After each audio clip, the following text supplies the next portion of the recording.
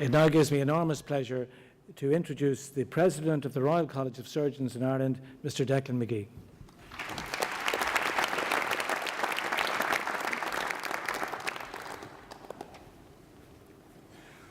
No, it's not going to work.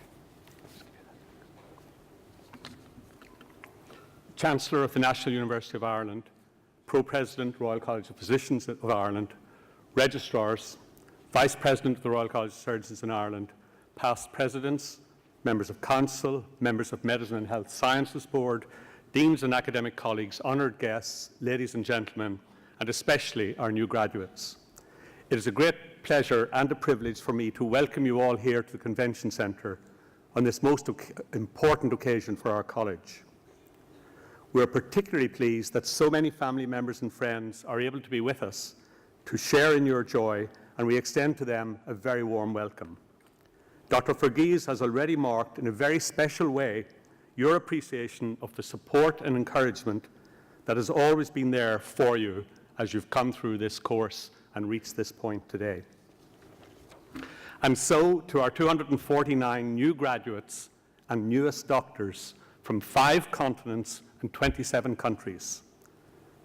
After almost 3 weeks on the loose in far-flung parts of the world, well, mainly Kusadasi, it is a relief to all of us that you managed to make it back safely to this week's events and in a fit condition and so presentable. Well done.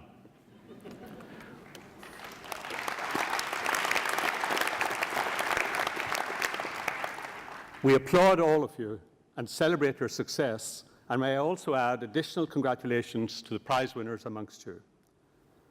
With his outstanding valedictory address just now, your classmate Owen Kelleher has done you proud, as indeed he has done in the past in winning the National InterVarsity Debating Competition. I was certainly put under pressure when he was quoted in our national press as planning to spend the week since the results in preparing his address. Meanwhile, I was only elected as president yesterday. But I must confess that I've known for some time that I would be president, as our vice president is de facto our president-elect. Today marks the end of a long pathway of demanding, exhausting, and challenging study and learning, and marks the beginning of a lifetime of practice and study and learning. A commitment to lifelong learning is truly the lot of a medical graduate. Speaking of the lot of medical graduates, I recently read an article on the outcomes and career progressions of medical graduates from St. Bartholomew's in London, in which the author followed the career of 1,000 sequential students for 10 to 30 years after graduation. Almost 10% were categorized as having attained distinguished or great success, 50% fair or moderate success, 5% failed entirely in their career, 10% left the profession, and almost 15% died within 12 years of starting practice. Somewhat sobering statistics. I said that I recently read the article, but you will be very relieved to know that the article was not recent, but rather was published in 1869 by Sir James Paget, who was born in 1814, exactly 200 years ago. However, it makes the point that medics require support at the outset of their careers to establish them on a secure professional pathway. We recognize the importance of this and have established a number of initiatives. Our new mentorship network begins during the senior medical school years in assisting students gain knowledge of potential career choices, helping with elective placements, and providing a resource and reference point for young doctors in the early days of their career. Today, you've become the newest constituents of what I call the RCSI World Wide Web. And wherever you end up in the world, you will not be far from a fellow Royal Collegian. We have a strong alumni association with an ever-expanding list of international chapters. At this point, I would like to acknowledge and welcome the President of the Graduates Association, Dr. Mary Davin-Parr, and also the President of the Students' Union, Mr. Vincent Healy. Here at base headquarters, we are committed to providing all necessary support to the Mentor Network and the Alumni Association. Of course, a prerequisite is that you, the new alumni, engage with us, and in particular, the Alumni Office. Earlier today, we had a small lunch, and at the lunch was Professor Michael Brennan, a graduate from 1968, a distinguished clinician in the Mayo Clinic, and a world authority on professionalism. We also had Dr. Al Muchnick, a Canadian, indeed the first Canadian to study at the Royal College of Surgeons in Ireland, enrolling in 1947 and graduating in 1953. Today, at the age of 90, he sailed into Dublin port on a cruise ship, brought the good weather with him, and came to have lunch with us.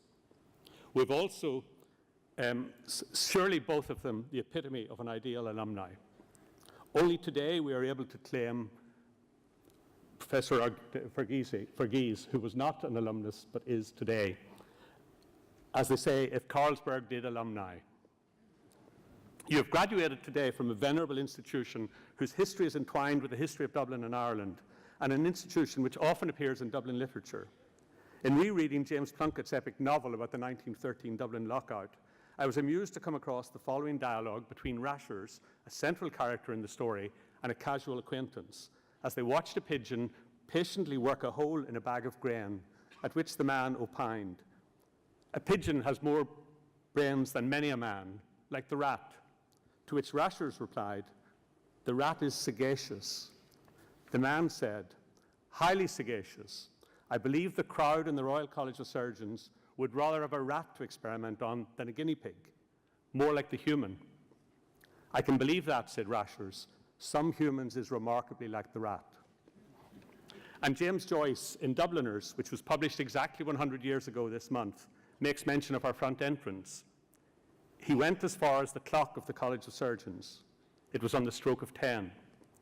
Those of you who passed through the front door in the past few days will have seen that self-same blue-faced clock and may have noticed above it the keystone of the granite doorway carved as the head of Hippocrates, the father of modern medicine.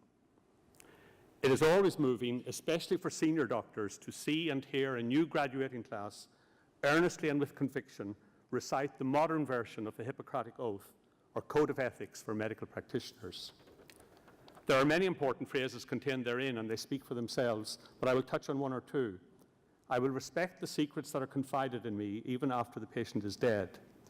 All of us in medicine are given the unique privilege of being intimates in otherwise strangers' lives, at times of great personal distress and crisis for them. And with this privilege comes responsibility, and we know that that has been imbued in all of you. As an aside, while not a medical confidence, I am sure that all fair-minded people will celebrate that the intimate letters of Jacqueline Kennedy to an elderly Irish priest have been withdrawn from public sale. I will give to my teachers the respect and gratitude that is their due. Today we celebrate your own endeavour, application and ability, but I know that each of you appreciate the expertise, wisdom, dedication and commitment of your teachers here in RCSI and in all our clinical sites. If you are like other generations of medical students, you will carry strong memories of them into your future lives and will quote the more scholarly and wise, or indeed the more outlandish of their utterances for many years. A strength of your education here in RCSI, and indeed a renowned attribute of Irish medical education generally, is the emphasis on bedside teaching, clinical medicine and clinical skills. In recent times, the need for doctors to possess such skills has been questioned and devalued, particularly with the advent and availability of ever more sophisticated diagnostic tools. An evangelist and champion for bedside medicine and clinical skills is today's recipient of our honorary doctorate, Dr. Abraham Verghese, and all of us are privileged to have him with us today and to have heard his inspirational address. Born of Indian parents in Ethiopia, his medical education there was cut short by political and civil unrest and subsequently completed in Madras, India, by which time his family were living in the United States. He is best known to many of you, as we've heard, as the author of the wonderful novel Cutting for Stone. In his role as professor in the theory and practice of medicine at Stanford University, he has decried the demise of clinical ability and has written, "The question is not whether physical examination alone is better than the chest film in diagnosing pneumonia, but whether physicians who combine both approaches deliver better outcomes to their patients than had they used one approach alone." Another quote, facetious this time, I think, which I really like, "The real patient is now in the computer, what I call the eye patient, while the patient in the bed has become an icon and simply exists to indicate that there's a file in the computer." And again he has written, "Technology drives diagnosis, but it often merely substitutes our fear of uncertainty with delusions of certainty." This latter quote reminds me of a surgical colleague speaking in our college at a combined surgery radiology session. He described how, when confronted with a difficult clinical case, he would go down to his radiology colleague and be bamboozled by an array of complex and impressive images describing and explaining all the nuances of his case. As he exited the radiologist's office, his newfound confidence that he now fully understood the problem and what needed to be done was shattered when his radiology colleague would invariably call after him, "Be sure to let me know what it actually turns out to be." So be confident that you are now armed with the knowledge, clinical skills, and attitudes to properly, in the words of your oath, consecrate your lives to the service of humanity. Go forward with enthusiasm to share our vision that you will be the healthcare leaders of tomorrow who will make a difference worldwide. A particular hero of mine is Dennis Burkett, an Irish surgeon from Fermanagh, my own home place, who toiled in Africa 50 years ago with minimal resources, but managed to discover the cause and treatment of a common fatal childhood cancer, now called Burkitt's lymphoma. I will leave you with his favorite admonition. Attitudes are more important than ability. Motives are more important than methods. Character is more important than cleverness. And the heart takes precedence over the head. Thank you. Congratulations.